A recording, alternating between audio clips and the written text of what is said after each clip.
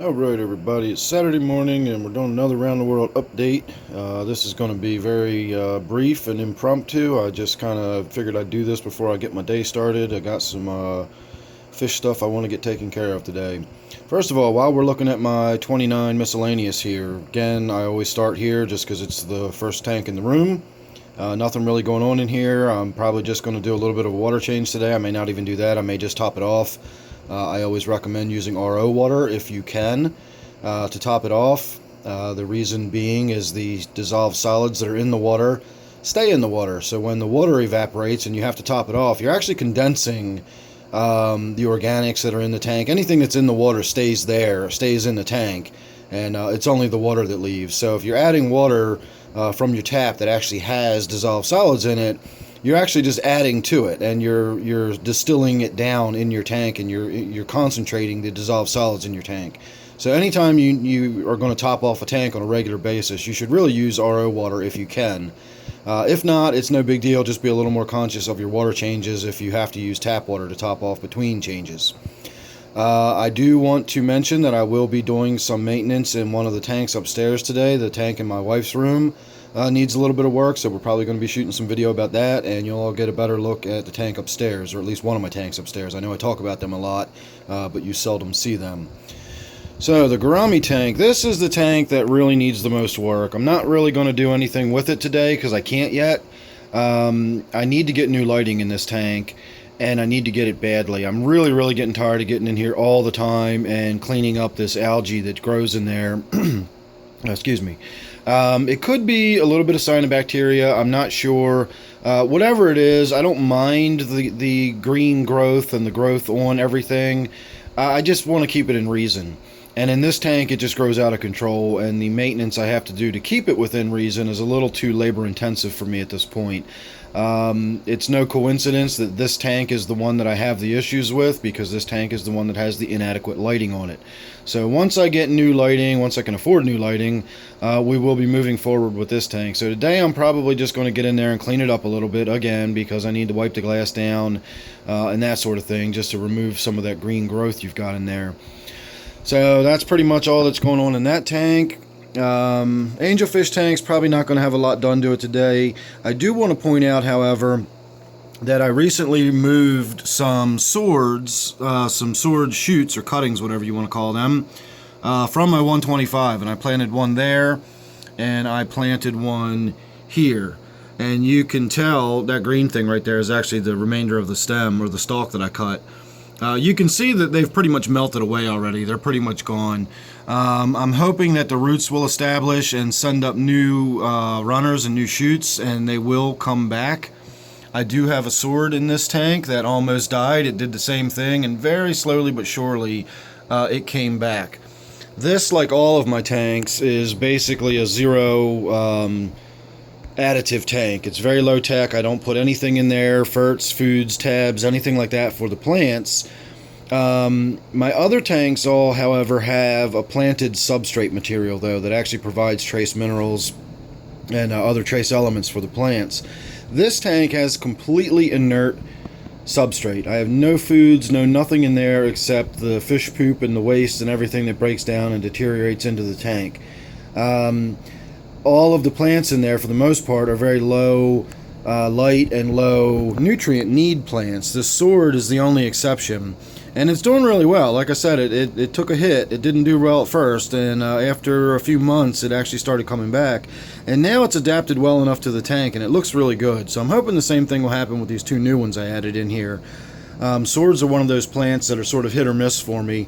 I'll show you another one I got right here. In this tank, it's got plenty of lighting. You know, I got twin T5s right above it, and yet I'm still experiencing issues with the leaves sort of dissolving. I also have very soft water.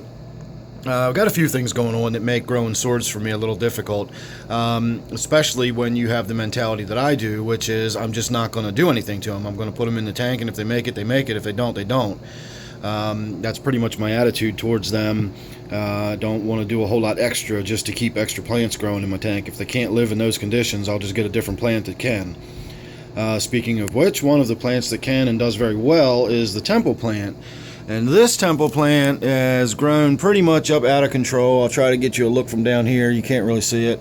It's up into this light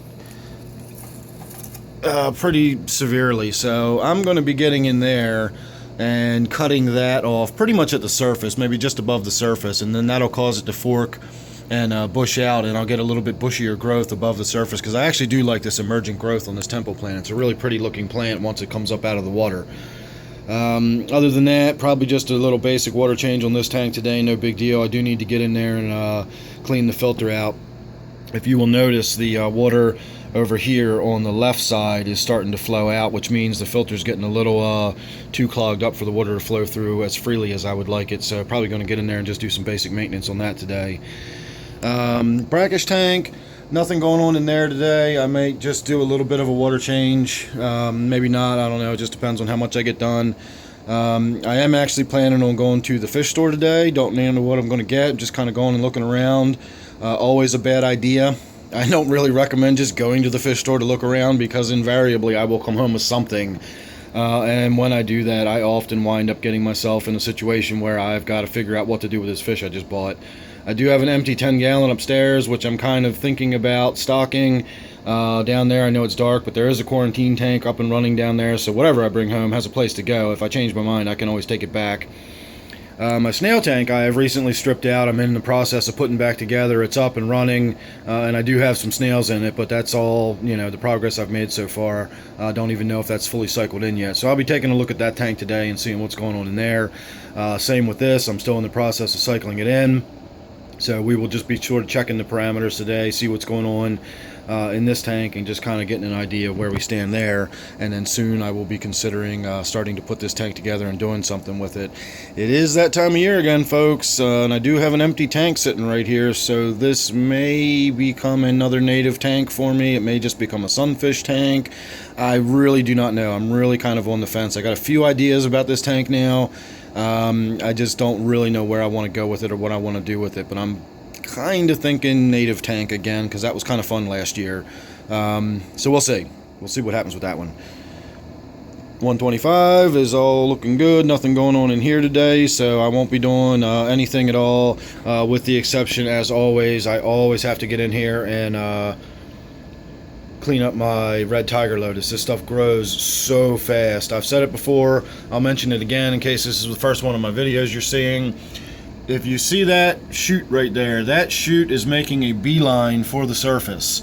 That's pretty much what this plant does. It looks for the surface because it's a water lily. It's trying to put lily pads on the surface, and then after the lily pads come the lotus flowers, which are beautiful, but they are not suited to being in an enclosed tank or inside of a fish tank with a hood on it. They need to be pretty much in a pond. They're very, very large plants. The point is, the plant is trying to find the surface, and as soon as it finds it, every single shoot it sends up is going to be straight for the surface. So my job is to prevent it from ever finding the surface. So every time one of these plants or one of these shoots gets up near the surface, I make sure I get in there and I cut it down before it gets there, and in that way I get more of a bushy plant with some beautiful leaves in the tank, such as this, rather than growing up and just having long leggy shoots that just go straight to the surface and then really don't accomplish anything other than blocking the light in the rest of the tank, because they won't flower properly, they won't grow properly. You just can't have them, in a tank growing on the surface when it's got a hood and lighting like that. It just doesn't work. These are really, meant to be outdoor pond plants. So if you do keep them in your aquarium, I really recommend not letting any of those shoots make it to the surface, and I think you'll enjoy your red tiger lotus or any kind of lotus plant a lot better if you do it that way. So there you go, everybody. We've made it all the way around once again. So we shall see what actually happens today versus what I plan on doing today. So stay tuned for any more updates. Subscribe if you're not already. And thank you for watching this one. I'll see you real soon on the next one.